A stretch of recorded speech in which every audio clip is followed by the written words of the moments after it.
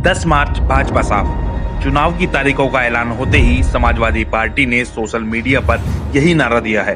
अखिलेश ने खुद पोस्ट किया है कि 10 मार्च को इंकलाब होगा, उत्तर प्रदेश में बदलाव होगा। रालोद के राष्ट्रीय अध्यक्ष ने भी सोशल मीडिया पर पोस्ट की और कहा कि 5 साल बेरोजगारी, महामारी, भूख, अत्याचार, सत्ताधारी नेता और अधिकारियों की बेरुखी से त्रस्त जनता का टाइम आया है। भाजपा की ओर से भी 10 मार्च को एक बार फिर भाजपा की सरकार बनने के दावों की पोस्ट सोशल मीडिया प्लेटफॉर्म पर हैं। सोशल मीडिया शब्द कई बार अब तक आप सुन चुके हैं और इस बार के चुनाव में यही प्लेटफॉर्म राजनीतिक दलों का सबसे बड़ा हथियार बनेगा। खैर, बात करते हैं कि जयंत इस बार कहां से चुनाव लड़ने वाले हैं। रालोद के राष्ट्रीय अध्यक्ष जयंत चौधरी के चुनाव लड़ने को लेकर पार्टी में 2 पक्ष रहे। एक पक्ष चाहता था कि जयंत चुनाव लड़े और यह निर्णय वेस्ट की तमाम सीटों पर मुनाफा देगा, लेकिन दूसरे पक्ष का मानना था कि अगर जयंत चौधरी खुद चुनाव लड़ेंगे तो अन्य सीटों पर उतना फोकस नहीं हो पाएगा, क्योंकि पार्टी में चेहरा तो सिर्फ जयंत ही है। ऐसे में नुकसान भी उठाना पड़ सकता है। भाजपा में तो योगी मोदी के साथ अमित शाह समेत तमाम चेहरे हैं, इसलिए फिलहाल तो यही तय हुआ है कि जयंत कहीं से चुनाव नहीं लड़ेंगे और पूरा फोकस पार्टी को अधिक से अधिक सीटें जिताने पर होगा। अगर परिणाम के बाद सरकार गठबंधन की बनती है और सरकार में उप मुख्यमंत्री का पद मिलता है तो जयंत विधान परिषद के रास्ते सदन में जा सकते हैं।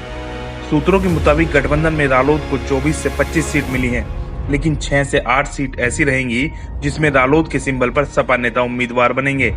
यह प्रयोग पहले से होना तय था, जो कैराना उपचुनाव में सफल भी हो चुका है। योगी आदित्यनाथ के चुनाव लड़ने को लेकर चर्चा है कि वे मथुरा या अयोध्या से चुनाव लड़ सकते हैं। अखिलेश के खुद चुनाव लड़ने की संभावना कम है, क्योंकि समाजवादी पार्टी में भी वही एकमात्र चेहरा है।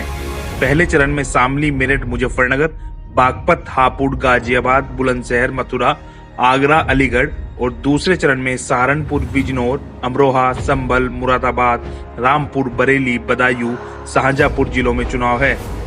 पहले 2 चरण में ही वेस्ट यूपी की सभी सीटों पर चुनाव हो जाएगा। पहले चरण का मतदान 10 और दूसरे चरण का मतदान 14 फरवरी को है। ऐसे में सपा रालोद गठबंधन जल्द ही इन सीटों पर प्रत्याशियों की घोषणा करेगा। पहले चरण के लिए 14 जनवरी और दूसरे चरण के लिए 21 जनवरी से नामांकन शुरू होंगे। भाजपा प्रत्याशियों की पहली सूची भी 13 जनवरी को आ सकती है।